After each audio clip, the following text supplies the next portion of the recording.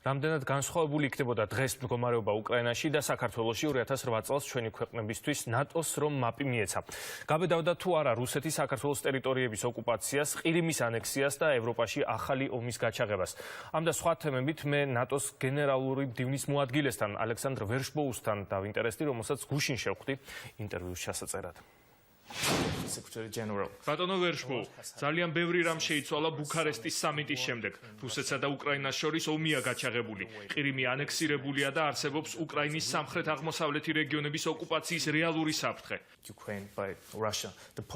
რუსეთმა უკვე მოახდინა აფხაზეთთან გაფორმებული პარტნიორობის ხელშეკრულების რატიფიკაცია და იგივესთვის ემზადება სამხრეთ ოსეთიც.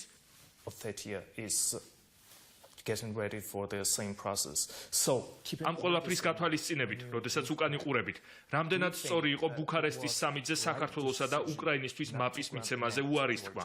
მე მესმის, რომ თავისთავად შეკითხვა ახალი არ არის, მაგრამ დამეთანხმებით გეოპოლიტიკური ვითარებაა მნიშვნელოვნად შეცვლილი. უპირველესად მინდა ვთქვა, რომ ნატოს ლიდერებმა ბუქარესტის სამიტზე პოზიტიური გადაწყვეტილება მიიღეს. მათ განაცხადეს, რომ საქართველო და უკრაინა გახდებიან ნატოს წევრები. რაც მანამდე ნატოს არც ერთ აპლიკანტთან დაკავშირებით არ გაუკეთებიათ. ეს იყო სწორი გადაწყვეტილება. ნატომ უნდა დაიცვას პრინციპი, რომ ყველა ქვეყანას აქვს სუვერენული უფლება თავად აირჩიოს ალიანსი. ჩვენ ვერ დაუშვებთ მესამე მხარის მცდელობას, რომ სარგებლობდეს ვეტოს უფლებით.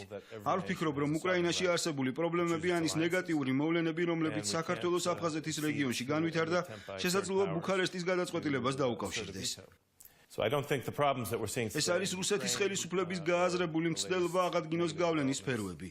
რუსეთი არღვევს საერთაშორისო სამართლის ნორმებს, არღვევს ეუთოს ფუნდამენტურ პრინციპებს, ასე რომ ჩვენ უნდა დავადანაშაულოთ აგრესორი და არა დაზარალებული. წინააღმდეგ შემთხვევაში ჩვენს გადაწყვეტილებას აზრი არ ექნება. ჩვენ უნდა შევაჩეროთ რუსები და ამას ვაკეთებთ კიდეც. ვაძლიერებთ თავდაცვის უნარიანობას. უელსის სამიტზე კი არა მარტო დავადასტურეთ ბუქარესტის გადაწყვეტილება, არამედ შევთანხმდით ნატო-საქართველოს არსებით პაკეტზე, რომ კონკრეტული დახმარება გაუწიოთ საქართველოს ჩრდილო-ატლანტიკური მისწრაფების მისაღწევად. რამდენად ასრულებს ქართული მხარე ნაკის რვალდებულებებს, რამდენად წარმატებით ახორციელებს რეფორმებს, ან ხომ არ ხედავთ შერჩევითი სამართლისა და პოლიტიკური ოპონენტების დევნის ნიშნებს? ალიანსის საერთო შეფასება ძალიან პოზიტიურია. საქართველო ჯერ კიდევ ახალგაზრდა დემოკრატიაა, მაგრამ ის ცდილობს რამდენიმე წელიწადში გააკეთოს ის, რისთვისაც სხვა ქვეყნებს 10 წლეულები ან საუკუნეებიც კი სჭირდებათ.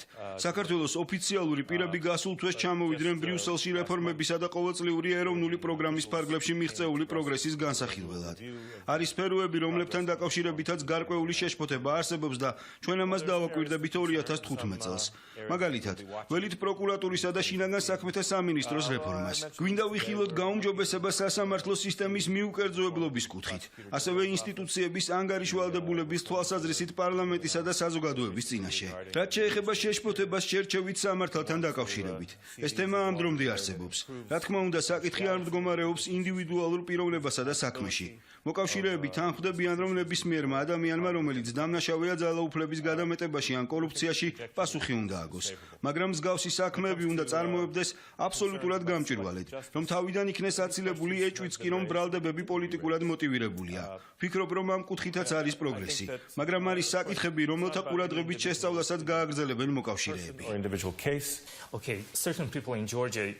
არიან საქართველოში ძალები, რომლებიც თვლიან, რომ ნატო აუსრულებელი ოცნებაა და ქვეყანა ამ მირაჟს ტყუილად მისდევს. არიან ისეთებიც, ვინც ამბობს, რომ ნატოში გაწევრიანება საქართველოს ბევრს ვერაფერს მოუტანს, რადგან უსაფრთხოების დონე თავად ნატოს წევრ ქვეყნებშიც კითხვის ნიშნის ქვეშ დგას, თუნდაც ბოლო მოვლენების გათვალისწინებით, მაგალითად ტერაქტი პარიზში. რას უპასუხებთ ასეთ სკეპტიკოსებს?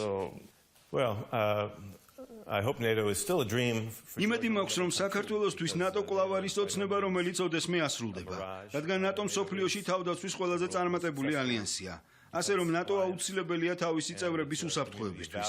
ვაღიარებთ, რომ ჩვენს წინაშეა ახალი გამოწვევებიც, რომლებსაც ნატო ყოველთვის ვერ გადაჭრის. ისეთი სახის პრობლემები, რომელიც პარიზის ქუჩებში ვიხილეთ. ექსტრემიზმისა და ძალადობის გახშირება, რადიკალური იდეოლოგიის გავრცელება ჩვენივე საზოგადოების უკმაყოფილო წევრებს შორის საჭიროებს მოგვარებას თითოეული ქვეყნის შიგნით, რომ მივაღწიოთ ადამიანების რეინტეგრაციას, სამართალდამცველი ორგანოებისა და სადაზვერვო სამსახურების გაძლიერებას, ინფორმაციის გაზიარებას, რომ შევძლოთ პოტენციურ ირანული საფრთხის თავიდან არიდება. ნატო არის უსაფრთხოებისა და სტაბილურობის წყარო პარტნიორი ქვეყნებისთვისაც. საქართველოს რთულ სამეზობლოში უწევს ცხოვრება, მაგრამ ვფიქრობ, რომ ნატოსთან პარტნიორობის მეშვეობით შევძლებთ დავეხმაროთ მას გააძლიეროს თავდაცვის უნარიანობა და განავითაროს საკუთარი იმიჯი, როგორც უსაფრთხოების ექსპორტიორმა, რომელიც იმსახურებს ალიანსის წევრობას და სრული უსაფრთხოების გარანტიას. თუ სამეზობლოზე რომ განვაგრძოთ საუბარი, ჩვენ ცივი ომის ნიშნების მოწმე გავხდით. თქვენი აზრით, რამდენად არსებობს სრულმასშტაბიანი ცივი ომის საფრთხე დღეს 21 საუკუნეში? ეს შესაძლებელია, მაგრამ ნატო არ ეძებს ახალ ცივ ომს. იმედს ვიტოვებთ, რომ რუსეთში ცივი გონებით გადაწყვეტენ, რომ დაუბრუნდნენ საერთაშორისო ვალდებულებების შესრულებას და იმ პრინციპების პატივისცემას, რომლებიც სტაბილურობას უზრუნველყოფს. ზომები, რომლებსაც ჩვენ მიმართავთ, არის თავდაცვითი. არ ვცდილობთ ყველაფერს ცეცხლის შევუნთოთ, მაგრამ ლეგიტიმური უფლება გვაქვს ვაკეთოთ ის, რასაც ვაკეთებთ. მაგალითად, გავზარდოთ საჰაერო პატრულირება, სამხედრო სწავლებები, გავაძლიეროთ მზადყოფნა, რომ ნებისმიერ საფრთხეზე უმოკლეს ვადებში მოვახდინოთ რეაგირება. ეს არის თავდაცვა და არა სიტუაციის პროვოცირება. პროვოკაციულად სწორედ რუსეთი მოქმედებს უკრაინის წინააღმდეგ აგრესიის მეშვეობით. ფიქრობთ, რომ დასავლეთის მიერ რუსეთისთვის დაწესებული სანქციები საკმარისია და უნდა შეუერთდეს თუ არა ამ სანქციებს საქართველო? ფიქრობ, სანქციები რუსეთის აგრესიისადმი ჩვენი პასუხის საკმაოდ მნიშვნელოვანი ნაწილია. შეზღუდვების მიზანია რუსეთმა სერიოზული საფასური გადაიხადოს, თუ კი კურსს არ შეიცვლის. რუსეთი უკვე იხდის ამ საფასურს. რუბლი უფასურდება. ეცემა რუსული ობლიგაციების ფასი და ეს ყველაფერი მსოფლიო ბაზარზე ნავთობის გაიაფებას ემთხვევა, რაც რუსეთის ხელისუფლებისთვის დამატებითი ეკონომიკური გამოწვევაა. ასე რომ ჩვენ უნდა გავაგრძელოთ ზეწოლა, როდესაც რუსეთი ყველა საერთაშორისო ნორმის საპირისპიროდ მოქმედებს. რაც უფრო ფართო იქნება მხარდაჭერა, ეს სანქციებისთვის უკეთესია. მნიშვნელოვანია, რომ იმ ქვეყნებმა, რომლებსაც შესაძლოა სირთულეები შეექმნათ სანქციების რეჟიმთან სრული შეერთებით, ისეთი ნაბიჯები მაინც არ გადადგან, რომელიც საქმეს გაუფუჭებს იმ ქვეყნებს, რომლებიც სანქციებს We have to keep the pressure on when Russia is behaving in complete contravention of all the international norms that we hold dear. დიდი მადლობა ინტერვიუსთვის.